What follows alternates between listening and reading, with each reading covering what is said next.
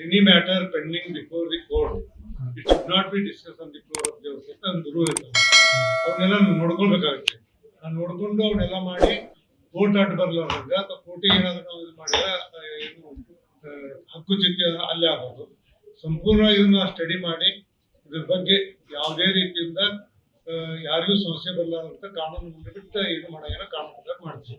ಇಂದ 19 ಡಿಸೆಂಬರ್ಗೆ ಆದಾಗ ಲಕ್ಷ್ಮೀ ಹೆಬ್ಬಾಳ್ಕರ್ ಇದೇ ತರ ಮಾಡಿದ್ವಿ. ಅವಾಗೆಲ್ಲ ಬಹಳಷ್ಟು ಗಂಭೀರವಾದಂತ ಇದಿತ್ತು, ಅದನ್ನ ನಡಿಲ್ಲ ಆಯ್ತು. ಬಟ್ ಅದನ್ನು ರೂಲ್ಸ್ ರೆಗ್ಯುಲೇಷನ್ಸ್ ರಾಜ್ಯಸಭೆ ಅವ್ರು ಕೇಳ್ಕೊಂಡು ಎಲ್ಲ ಮಾಡಿದ್ರೆ ಕಡೆಗೆ ಮೊನ್ನೆ ಸಿಟಿ ರವಿ ಕೇಸ್ನಾಗ ಸುಪ್ರೀಂ ಕೋರ್ಟ್ ಜಡ್ಜ್ ಹೇಳ್ಯಾರ, ಏನು chairman of the Karnataka legislative council taken correct decision ಅಂತ ಹೇಳ್ಯಾರ ಸುಪ್ರೀಂ ಕೋರ್ಟ್. ಅದಕ್ಕೆ ನಾನೇನ್ ಹೇಳ್ತೀನಿ, ನಾನ್ ನಿಮಗೆ ಪ್ರಾಮಾಣಿಕ ನನ್ನ ಕಡೆ ಕೊಟ್ಟಾರ ಮನವಿ. ಆ ಮನವಿಯನ್ನ ಸಾರಾಸತೆ ಎಲ್ಲ ಚರ್ಚೆ ಮಾಡಿ ಕಾನೂನು ನೋಡ್ಕೊಂಡು ನನಗ ಅಥವಾ ನನಗೆ ಹೆಚ್ಚು ಕಡಿಮೆ ಅಲ್ಲೇನು ಡಿಸಿಗೆ ಮಾತನಾಡುವಾಗ ಆಕಿ ಪಾಕಿಸ್ತಾನ ಬಂದಳೋ ಇಂಡಿಯಾದಕ್ಕೂ ಎಲ್ಲೋ ಅದ್ರ ಮೇಲೆ ಅಲ್ಲಿ ಗವರ್ನರ್ ಕೊಟ್ಟರು ಈ ನನ್ನ ಪಕ್ಷ ಇದನ್ನ ನೋಡ್ಕೊಂಡು ನನ್ನ ಲೇಟೆಸ್ಟ್ ಹಾಗೂ ಇಂಟ್ರೆಸ್ಟಿಂಗ್ ಸುದ್ದಿಗಳಿಗಾಗಿ ಬಾಸ್ ಟಿವಿ ಕನ್ನಡ ಚಾನೆಲ್ನ ಸಬ್ಸ್ಕ್ರೈಬ್ ಮಾಡಿ, ಹಾಗೆಯೇ ಬೆಲ್ ಐಕಾನ್ ಪ್ರೆಸ್ ಮಾಡಿ.